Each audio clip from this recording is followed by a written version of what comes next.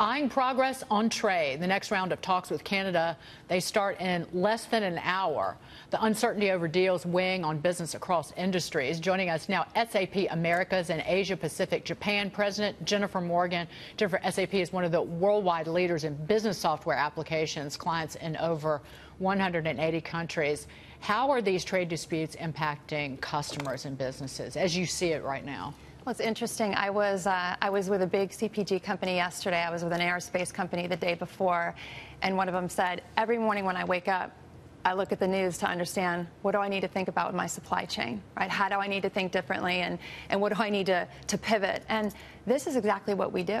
This is our bread and butter, helping customers understand how to have the most agile supply chain and how to pivot and how to use technology to your advantage. So in times of uncertainty, this is where we can really help our customers. So you were actually benefiting from the uncertainty. We're helping our customers work through it. But have you seen, in terms of businesses making big changes or holding off on investment decisions, holding off on decision making because they don't know what's going to happen with these trade negotiations?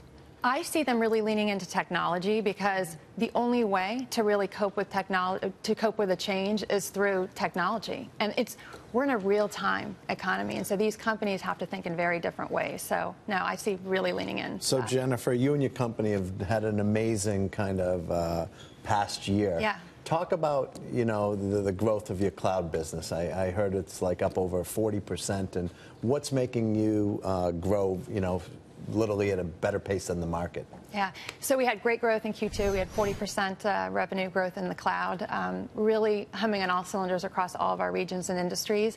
Digital transformation is obviously front and center. A lot of the M&A activity that we see out there, companies have to think about how they can very quickly embrace those companies, get the synergies that they need. I'd say the other trend is around companies thinking about the consumer experience.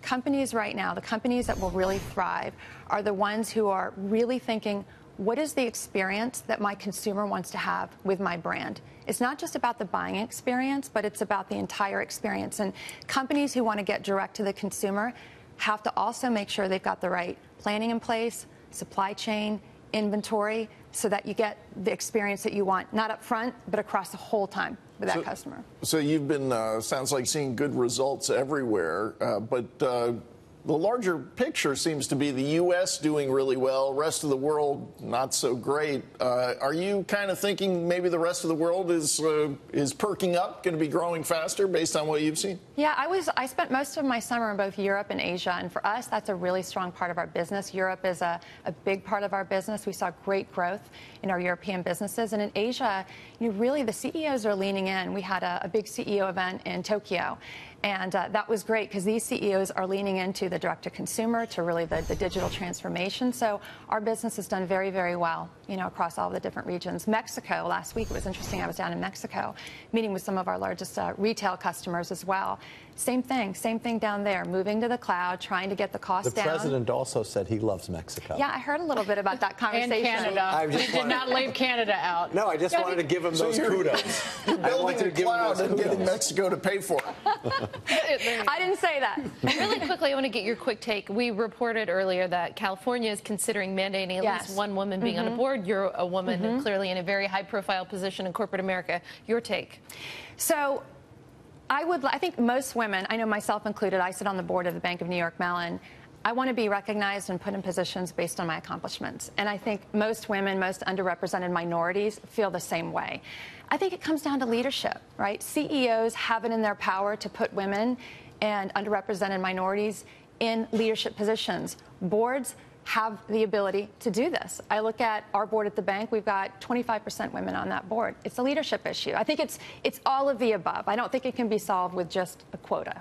Right. Promotion and reward based on merit. Yes. Very interesting. Yes. No, I'm kidding. I'm just being sarcastic. But I think that's what we wish for everybody. Yes, and we have great, and we have to help people get there. When you focus on people, the numbers follow. Thank you so much, Jennifer. It's always Thanks for having me. Pleasure to see you. Congratulations. Thank you very much. Absolutely. Thank you. Jennifer Morgan.